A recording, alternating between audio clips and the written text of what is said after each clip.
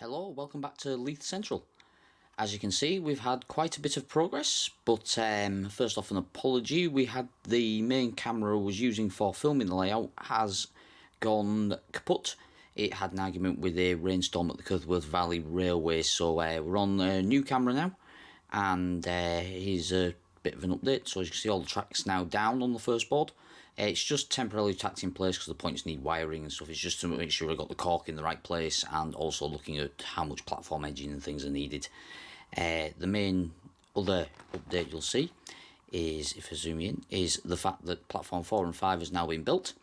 One thing I have managed to recover off the old camera is the process I used to stick that together, so that will be later on in this video. I've had a check up and down with stuff through the crossover and everything, make sure it doesn't catch any of the platforms or where the back seat is going to be. You can see from the last video I have put medium radius points in for the turnout into platform 5 and eased that curve there after suggestion in the comments. Thanks for that. I was planning on doing that anyway, but I bit the bullet and got into that. That's going to have a surface mounted point motor, but it will be hidden under the bridge that's mounted up at this end. But with the Kirkworth Valley Railway, as it's here, while at the Kirkworth Valley Railway, I picked up this Scottish City Link bus. That was going on cheap in the model shop there, so I picked that up for the bus station down the side. I've also got the Strathspey coach there, just looking at widths. You see the lines drawn above for the ramp and where the concrete is going to go, making sure everything matches up and ties in nicely, and it's not going to look too squashed. So as I'm going, I'm checking everything with vehicles there. You can see the 37 and the DBSO sat on the track there. Dremel's still out from cutting the track to length. The next steps will be to get it up onto some trestle legs. I'm going to use some workbench trestles to form the legs just for ease at the moment, and then once the layout's into a more permanent home, I'll probably rebuild all the underside of the layout legs wise and things like that. But for now, as it's going to be in a position where it will need to be moved eventually, I'm just going to put it onto the workbench style legs that you see for woodworking and things like that. So they are on order. I have designs there for legs similar to what we use at the club, but I'm going to use these trestles for now for just this section until we have the second baseboard. So hopefully by the time we get to the next update, it will be up on legs.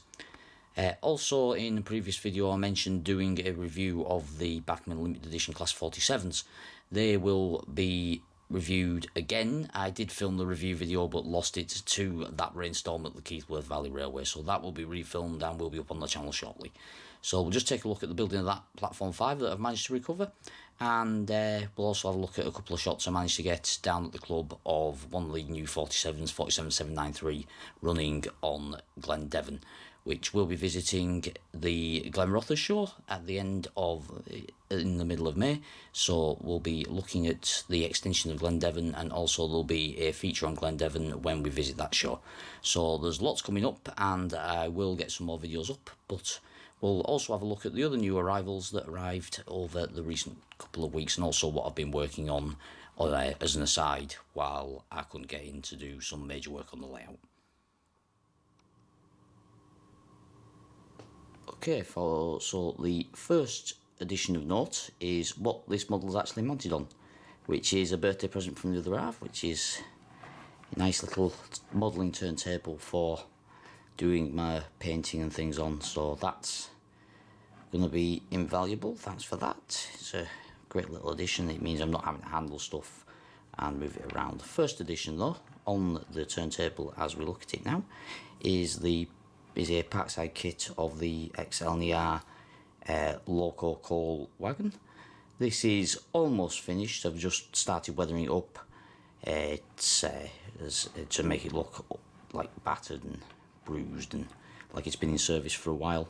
Just using my usual dry brush techniques that are used on the other wagons I showed in the previous video. That still needs a cold load fitted and some weathering, somewhat extra weathering doing on the ends. As you can see there, the sides are a bit heavier than the ends. The models, it's very easy models to put together. These, I've got another one waiting to go of the LNR horse box. These are mainly aimed for a little model project we've got going on at the club, where there's a couple of us have got new Bachmann looking at the new Bachmann V3s, naming them all some Edinburgh area ones. So we're just putting some trains together for them to haul on Glendevon and Newcastleton.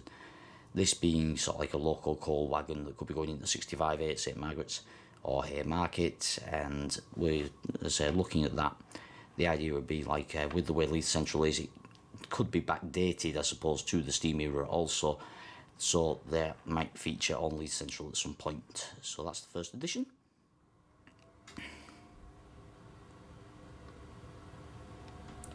Next up is a loco I've been looking at for a while and wanted. As you see, I'm going to model the TransPennine Mark II sets, so this 47 was a must for me in the provincial livery, the 47/4, of the crew pool.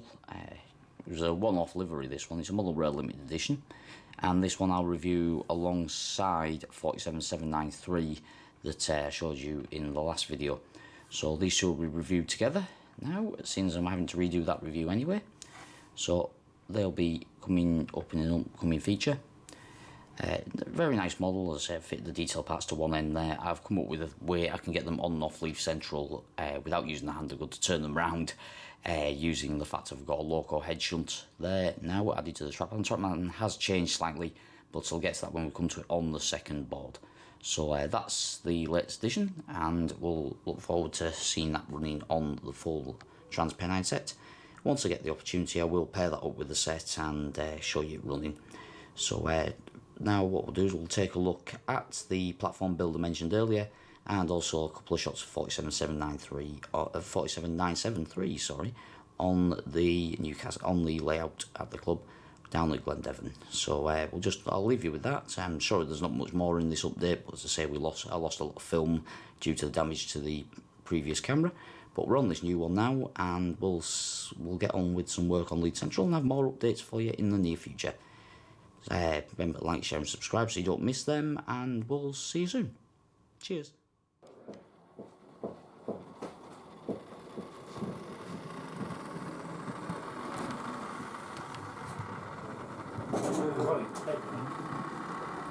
High intensity.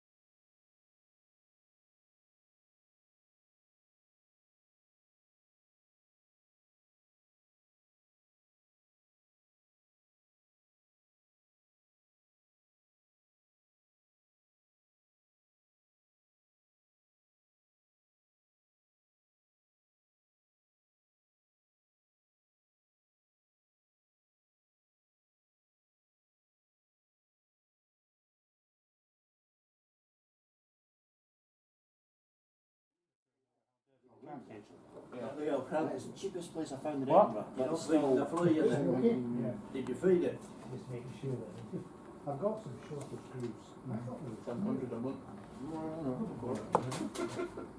780 a month. Yeah, that is the cheapest one I've found so far, and I mean the cheapest. I was thinking that I mentioned That's as far as you get your target.